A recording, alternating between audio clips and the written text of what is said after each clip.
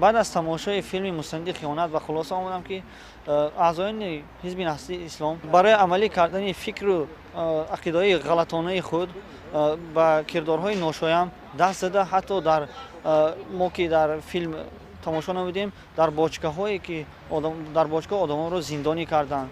این یکی از عمل‌های غلطی انسانی را نشان می‌دهد.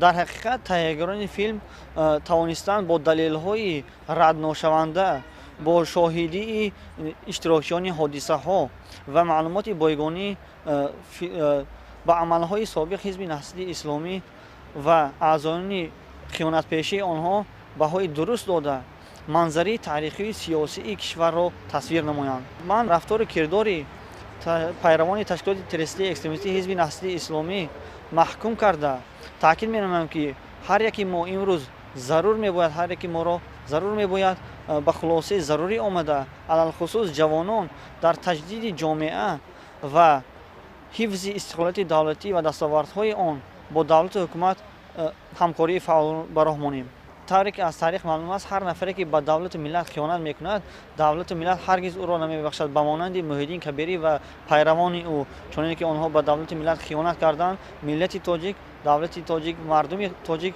هرگز آنها را نمیبخشد.